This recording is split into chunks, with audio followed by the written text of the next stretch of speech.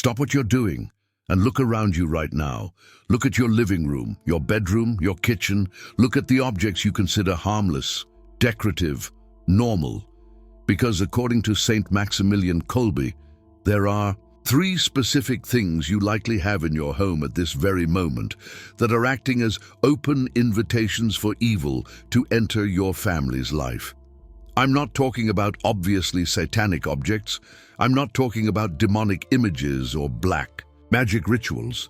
I'm talking about things so common, so normal, so seemingly innocent, that you would never suspect they could be spiritually dangerous. But Kolbe discovered something terrifying during his years combating spiritual infestations. Evil doesn't need a formal invitation to enter a home. It simply needs to find objects that act as spiritual conduits, receptors for its destructive frequency. And there are 3 specific categories of objects that function as these conduits. Objects that are in millions of Catholic homes right now, attracting malign influences that their owners don't even suspect exist. Today, you're going to discover what those 3 things are. You'll understand why they're dangerous. And more importantly, you'll learn exactly how to neutralize the danger, or if necessary, completely remove these threats from your home. Because after you know what I'm about to reveal, your home will become spiritually impenetrable. Evil will no longer be able to find entry points. Your family will be protected in ways you never imagined possible. But first, let me tell you how Kolbe discovered these 3 dangers. It was 1939, shortly before the Nazi invasion of Poland. Kolbe was constantly called upon to solve cases that other priests couldn't explain or resolve. Homes were devout Catholic. Families were plagued by inexplicable phenomena. Children who developed violent behaviors overnight. Couples who began to hate each other for no reason. People falling into deep depression despite seemingly blessed lives.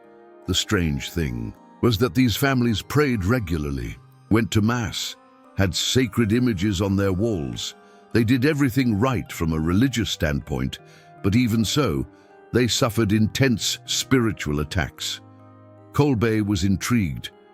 How could seemingly holy homes be so vulnerable to the forces of darkness? That's when he began a meticulous investigation, house by house, family by family. He took a complete inventory of all the objects present in the environments where evil manifestations occurred, and he discovered a terrifying pattern. In 95% of cases, there was at least one object from 3 specific categories present. In the house, objects that seemed completely harmless, but that acted as beacons, attracting malevolent entities to those homes. Evil, he wrote in a confidential letter, doesn't force entry where it's unwelcome, but it's an expert at accepting disguised invitations. And we, unknowingly, place these invitations in our own homes. The first category of dangerous objects Kolbe identified will shock you. First thing, antique mirrors or mirrors of unknown origin. You probably have at least one mirror in your house that fits this category. Mirrors inherited from deceased relatives. Mirrors bought at antique shops. Mirrors that were in the house when you moved in. Mirrors received as gifts without knowing their provenance. Kolbe discovered something disturbing about mirrors. They don't just reflect images. They store spiritual energy. Every person who has looked into that mirror over the years has left an energetic imprint on the glass. If people with serious spiritual problems, deep depression, destructive addictions, hatred, despair, suicidal thoughts have looked into that mirror repeatedly, these energies become engraved on the reflective surface. And when you place that mirror in your home, it begins to radiate these negative energies into the environment like a radio tuned to a malevolent frequency. Worse yet, mirrors function as portals. Kolbe discovered that malevolent entities use reflective surfaces as windows to observe and influence the physical world.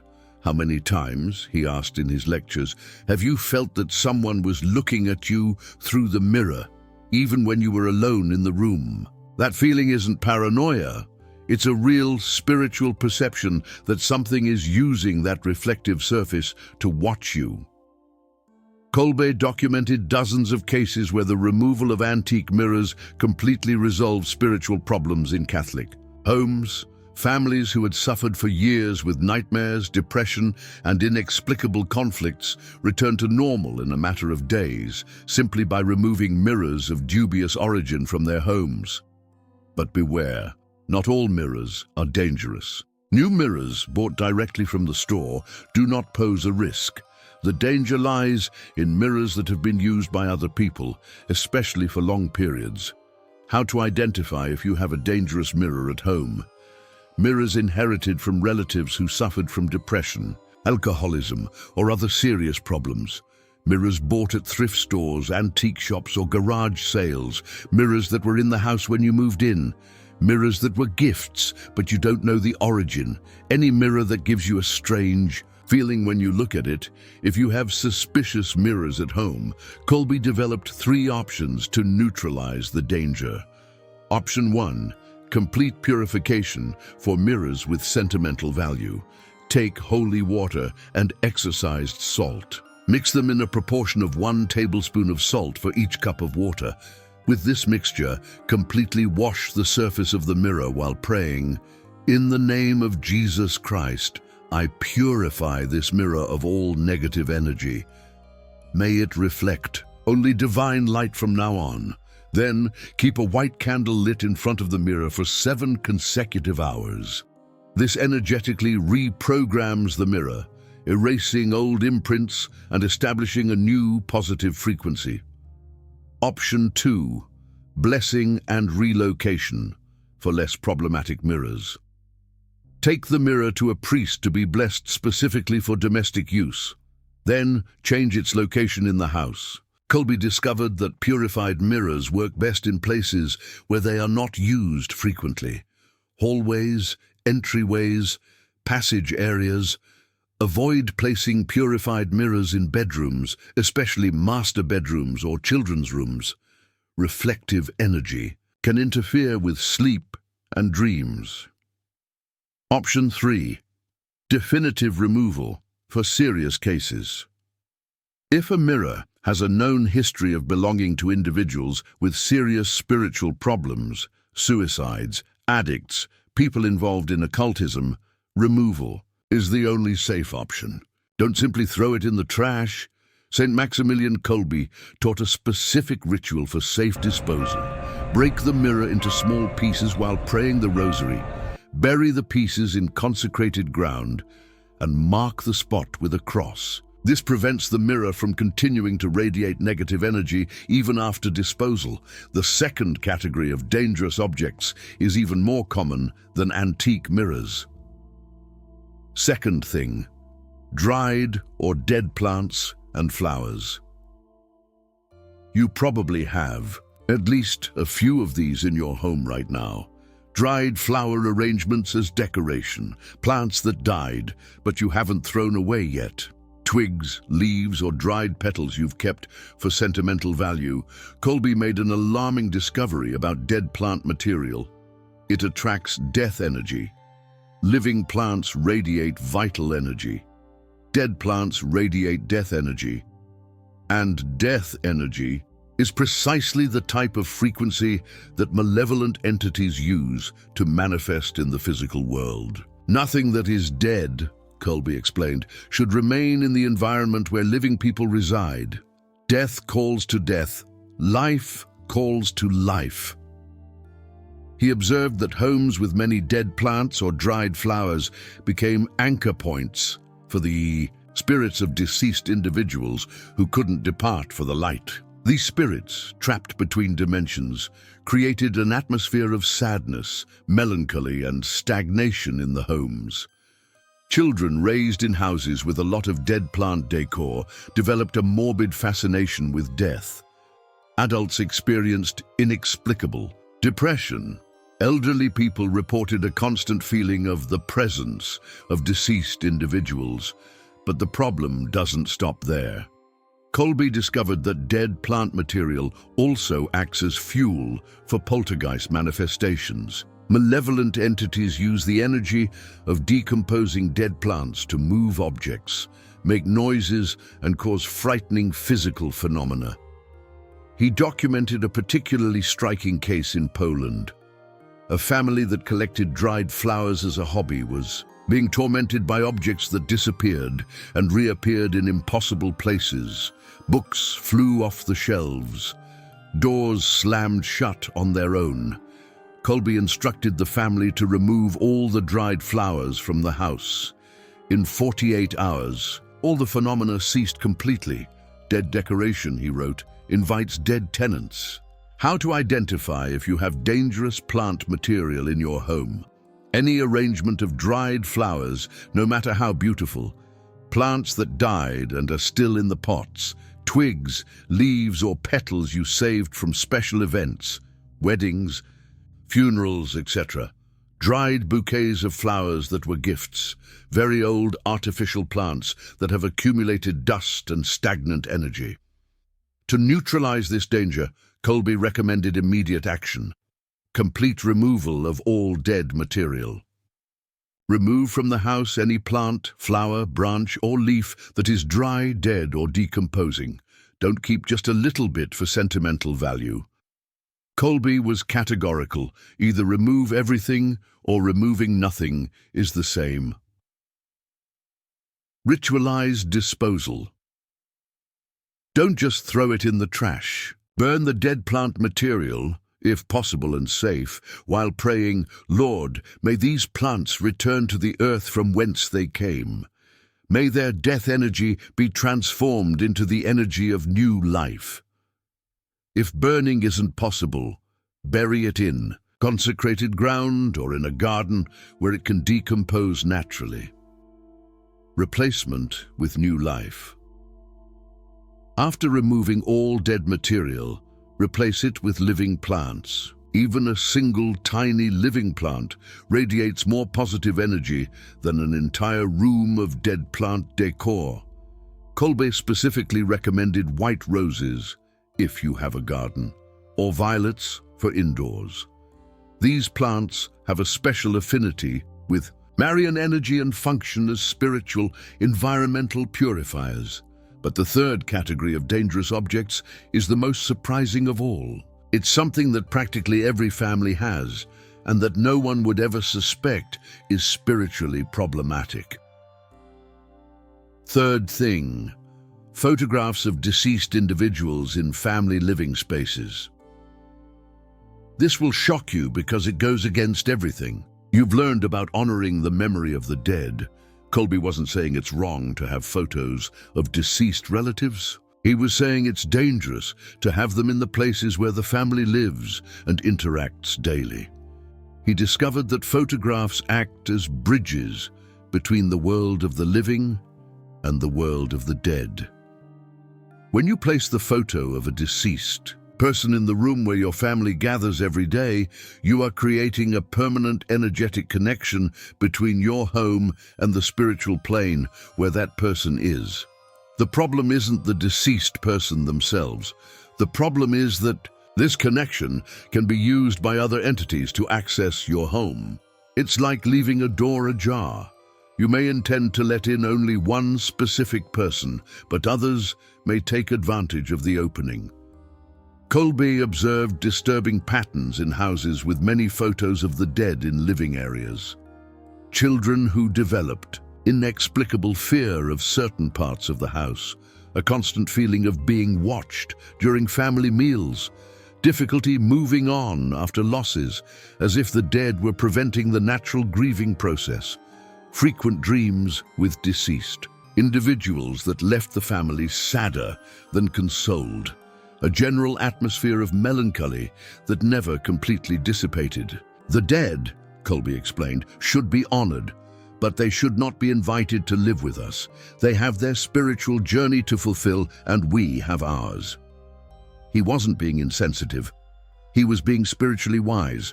Kolbe developed a specific protocol for dealing with photographs of deceased individuals.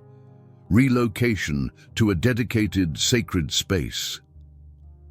Instead of scattering photos of the dead throughout the house, create a specific space to honor them. It could be a shrine, a special corner, or even a dedicated drawer. Place all photos of deceased individuals in this space, along with a candle that you light only when you want to pray for them specifically. This way, you maintain the tribute, but you control the spiritual connection. Prayer of energetic disconnection. When relocating the photos, say this prayer that Kolbe created. Dear family members who have already departed, we love and honor you, but we ask that you continue in peace on your spiritual journeys while we continue ours. May God bless you and guide you to the eternal light. Replacement with symbols of life. In the places where the photos of the dead were, place images that represent life, hope, and the future. Photos of the living family, sacred images, beautiful landscapes that inspire joy. Saint Maximilian Kolbe observed that homes making this substitution experienced an immediate lightness. It was as if an invisible weight had been lifted from the environment. But now comes the most important part of all this. Kolbe discovered that when a home has all three categories of dangerous objects simultaneously, antique mirrors, dead plant material, and scattered photos of the deceased, it creates what he called a triad of malignant attraction.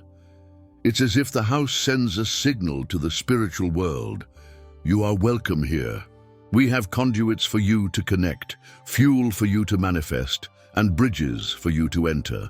He documented cases where families suffered for years with inexplicable problems that were completely resolved in a matter of days simply by removing or neutralizing these three categories of objects. One particularly striking case occurred in 1938, a few months before the Nazi invasion. A devout Catholic family sought out Kolbe in despair. They had an 8-year-old son who had developed terrifying behavior. The child talked to invisible friends who taught him obscene words. He drew disturbing images of death and violence. He woke up screaming every night. The parents took the boy to doctors, psychologists, and other priests. No one could explain or solve the problem. Kolbe visited the house and immediately identified the complete triad. In the main living room, there was an antique mirror that had belonged to the paternal grandmother, who had suffered from severe depression before she died. On the dining table, a pretty arrangement of dried flowers that the mother had made as decoration. Scattered throughout the house, dozens of photos of deceased relatives, including some in the child's bedroom. Kolbe instructed the family to do a complete cleansing, following exactly the protocols I've just taught you. The antique mirror was purified and relocated to the hallway. The dried flowers were burned in the backyard. The photos of the deceased were gathered in a specific oratory in the parents' bedroom. On the first night after the cleaning, the child slept peacefully for the first time in months. In the following days, the strange behaviors disappeared completely. In 2 weeks, the boy had returned to being a normal, cheerful, healthy child. The house, Kolbe wrote in his report, had become hostage to influences that the inhabitants themselves had unconsciously invited. Liberation came through knowledge and correct action. Now, I'm going to give you 3 signs that your home may be affected by these 3 categories of dangerous objects. Sign 1. Unexplainable changes in family behavior. If members of your family have developed strange behaviors, unprovoked aggression, constant sadness, inexplicable fears, vices that appeared out of nowhere, it may be the influence of the objects I'm describing, especially if these changes began after you moved into a new house, inherited objects from relatives, or made renovations in the decor. Sign 2. Problems with sleep and dreams. Frequent nightmares, insomnia without a medical cause, a feeling of presence in the bedrooms at night, waking up more tired than when you went to sleep. All of these can be signs that objects in your home are attracting negative influences. Kolbe observed that the three types of objects especially affect the nighttime, when the barriers between dimensions become more tenuous. Sign 3. A general feeling that something isn't right in the house. Visitors who feel uncomfortable for no apparent reason. Pets that avoid certain areas of the house. Plants that die easily. A feeling that the house never feels truly clean, no matter how much you organize and clean. These signs indicate that the energy of the house is contaminated by influences that need to be removed. If you recognize any of these signs, don't panic, but act quickly. Kolbe always said, evil only remains where it is tolerated. When you remove the conditions that attract it, it has no choice but to leave. And the removal of these three categories of objects is the first essential step to making your home spiritually safe. But there's something else I need to warn you about. When you remove these three categories of objects from your home, something may happen that Kolbe called an expulsion reaction. In the first 48 hours after the cleaning, you may experience a temporary intensification of the problems you were facing. This doesn't mean you did something wrong. It means exactly the opposite. You did something so right that the negative forces are fighting before being expelled definitively. Kolbe compared this to cleaning an infected wound. At first, it hurts more than before the cleaning, but it is precisely this pain that confirms that healing is taking place. When evil loses its footholds in a house, he wrote, it makes a last desperate attempt to remain, but it's like someone trying to cling to a smooth wall. There's nowhere to hold on, and the fall is inevitable. Therefore, if after cleaning you feel that things have temporarily worsened, stay firm. Keep praying, keep trusting. In a maximum of 72 hours, the liberation will be complete and definitive. But now I'm going to reveal something that goes beyond the three main objects. Kolbe discovered that there are auxiliary objects that potentiate the danger of the three main ones. These are things that in isolation do not cause serious problems, but that dramatically amplify the power of malignant attraction when they are present along with antique mirrors, dead plants, or photos of the deceased. Danger. Amplifiers that Kolbe identified. Amplifier 1.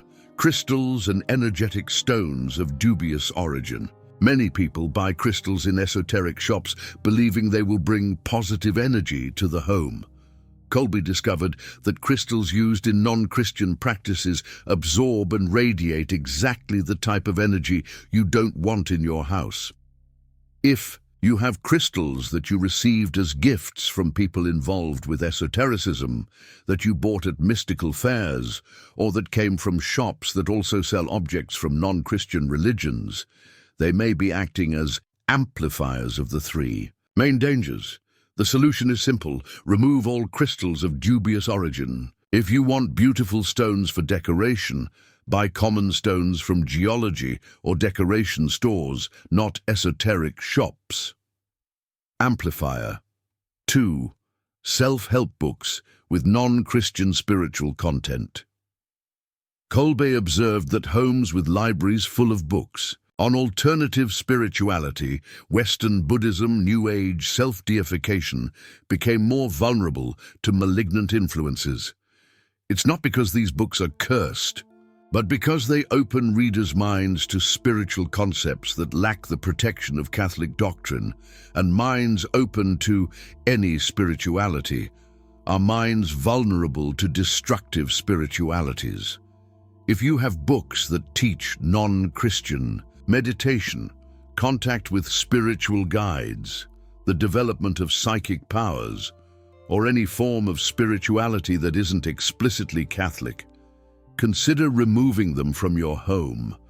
Replace them with books by saints, doctors of the Church, and authentic Catholic spirituality, your library should be a source of wisdom, not a portal to spiritual confusion. Amplifier 3. Music that glorifies death, violence, or despair. Kolbe discovered that music has tremendous power to attract or repel spiritual influences. Homes where music constantly glorifying suicide, romanticizing depression, encouraging violence, or blaspheming against God is played, become tuned to the frequency of evil. This doesn't mean you have to listen only to sacred music. It means you should avoid music that is explicitly destructive or anti-Christian. Kolbe recommended what he called a musical diet. At least 50% of the music you listen to at home should be uplifting.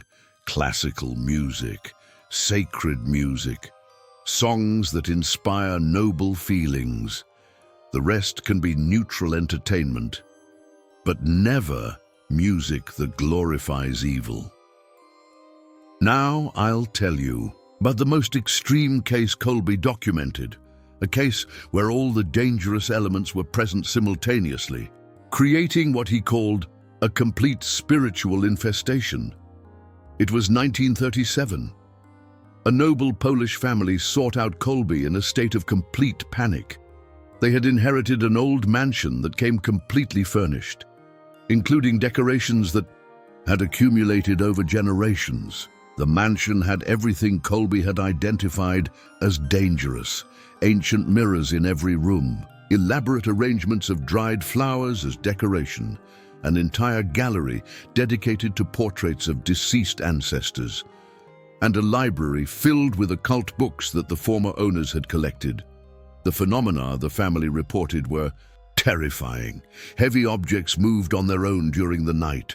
Voices whispered the names of family members in empty hallways.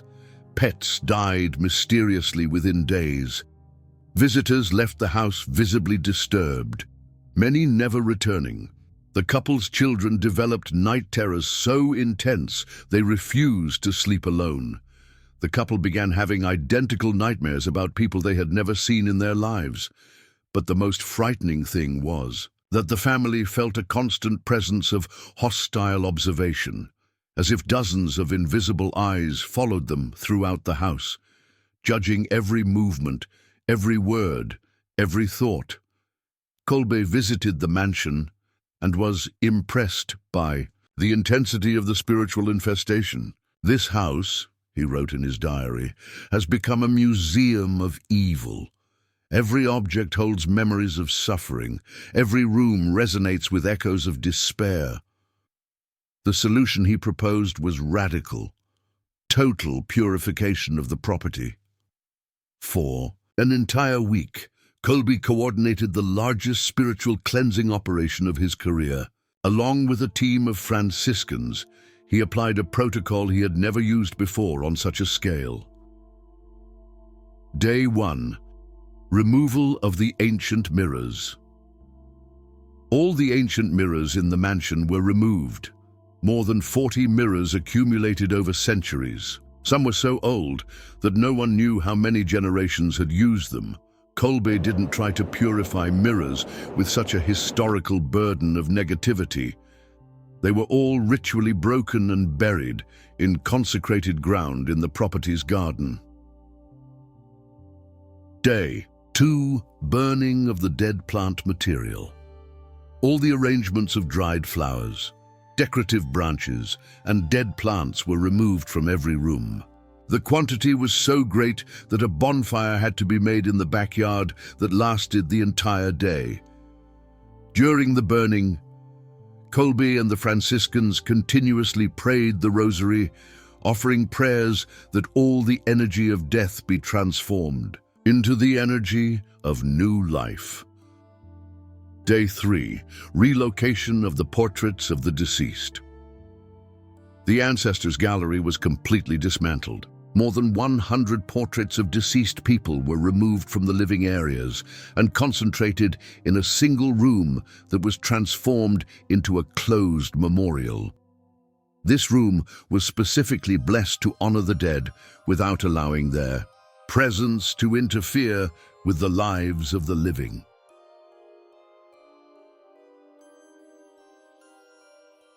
Day 4. Purification of the library.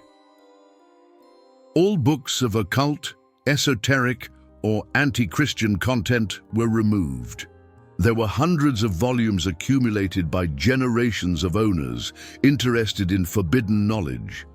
These books were burned in a special bonfire while Kolbe recited exorcism prayers to neutralize any spiritual influence they might have left in the house. Day 5. Cleansing of auxiliary objects, crystals, amulets, art objects with non-Christian symbols, musical instruments used in pagan rituals. Everything was identified and removed. The family was impressed by the number of innocent objects that actually served as anchoring points for negative influences.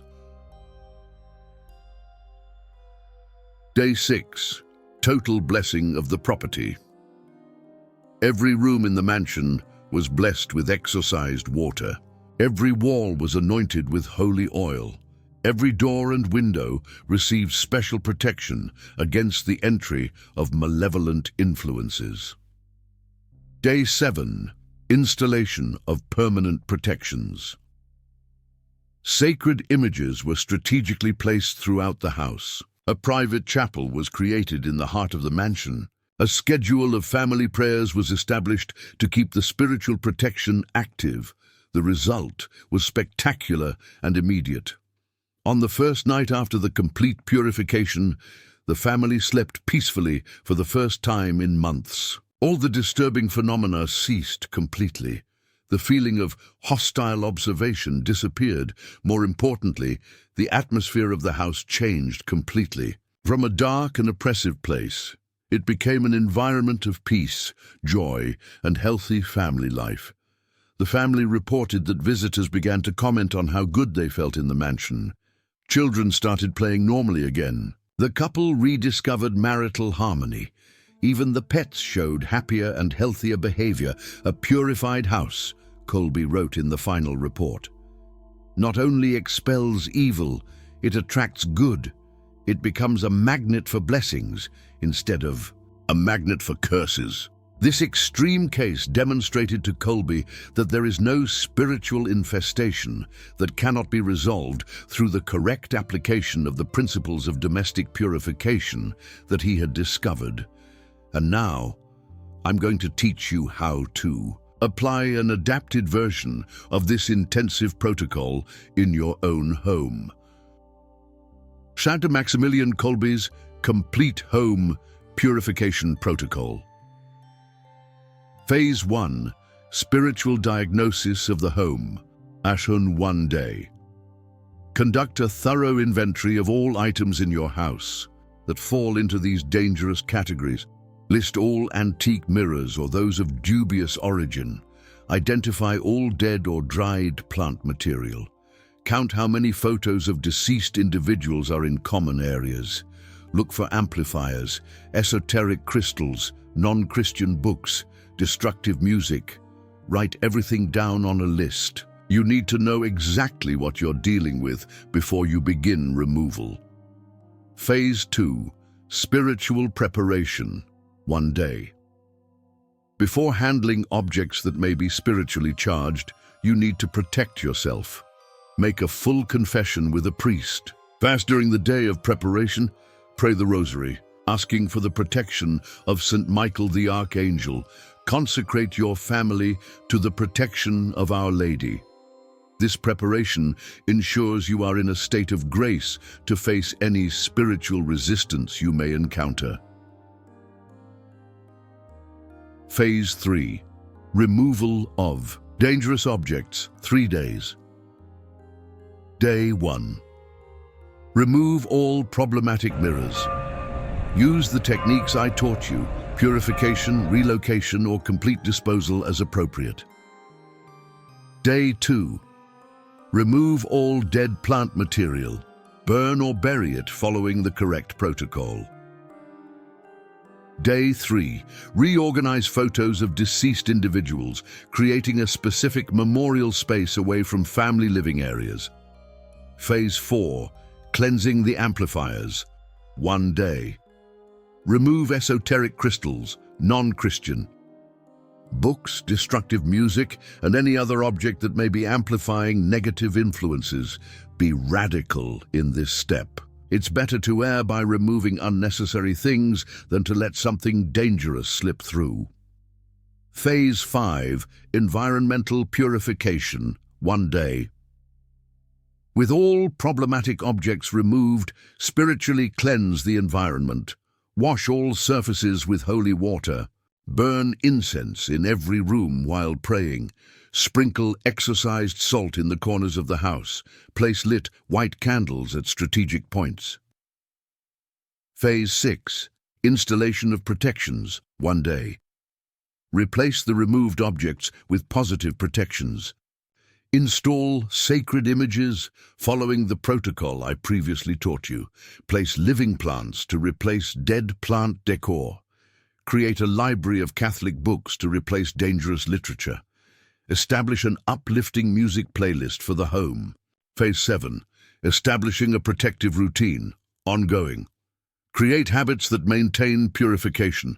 Daily family prayer. Weekly blessing of the home. Monthly review of new objects brought into the home. Regular confession for the entire family. Kolbe discovered that homes that follow this complete protocol become not only protected but transformed into spiritual hospitals that heal all who dwell within.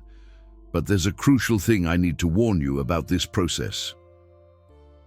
Home purification only works if it's accompanied by personal purification. It's no use removing evil objects from the house if you continue to allow evil influences to enter through your own behaviors, thoughts, or choices. Kolbe was categorical about this. A clean house inhabited by unclean people soon becomes dirty again. A dirty house inhabited by clean people soon becomes clean. Therefore, along with the purification of the house, you need to commit to the purification of your life. Abandon serious sins you are consciously committing. Stop consuming entertainment that glorifies evil. Cut ties with relationships that drag you down spiritually. Establish a routine of prayer and sacraments. Only then will the purification be lasting and effective. And now I'll give you 3 signs that the purification has worked completely. Sign 1. Change in the quality of sleep for the whole family. In the first few weeks after the purification, you'll notice that everyone sleeps better. Nightmares drastically decrease. Waking up in the middle of the night for no reason becomes rare. The feeling of real rest returns to family sleep. Sign 2. Improvement in family relationships. Unnecessary arguments decrease. Conversations become more respectful. Family members naturally show more affection for one another. The house becomes a place where everyone wants to be, not a place where everyone wants to leave. Sign 3. Change in the reaction of visitors. People start commenting on how good they feel in your home. Visits last longer. Children who visit play more calmly and happily. Even pets of others show more calmness when they're in your home. These signs confirm that your home has become a source of radiating peace instead of attracting problems. And there's an additional sign that Kolbe considered the most important of all. Sign 4. Greater ease in praying at home. When a house is properly purified, prayer flows naturally. You feel like praying more. Prayers come more easily. There's a feeling that God is closer within your own home. Kolbe said this was the definitive test of a successful purification. A truly clean house becomes a natural oratory where the family wants to pray, not where it needs to force itself to pray. Now you have in your hands the knowledge that Kolbe used to free hundreds of families from the spiritual dangers they didn't even know existed. You know the 3 things that attract evil into your home.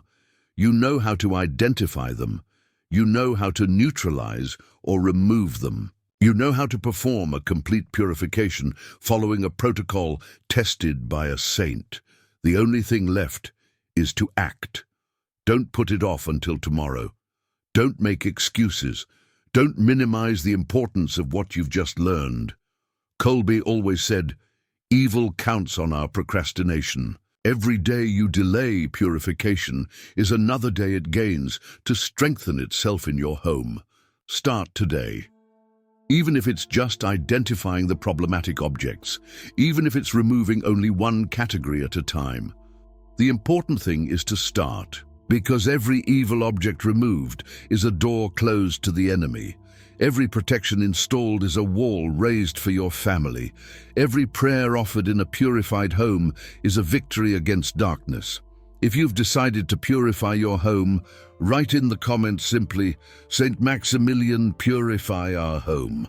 If you want other families to know these dangers and learn to protect themselves, share this content with at least 3 people who need this vital information. Because every purified home is another fortress of light in this darkening world. Every protected family is another healthy cell in the mystical body of Christ. Each home, transformed into a sanctuary, is another resounding victory over evil. Remember St. Maximilian Kolbe's words he repeated often. Our home should be a foretaste of heaven, not a waiting room for hell. And this depends on our conscious choices, not on chance, the right choices. They are your responsibilities now, complete protection. It's within your grasp, ultimate victory.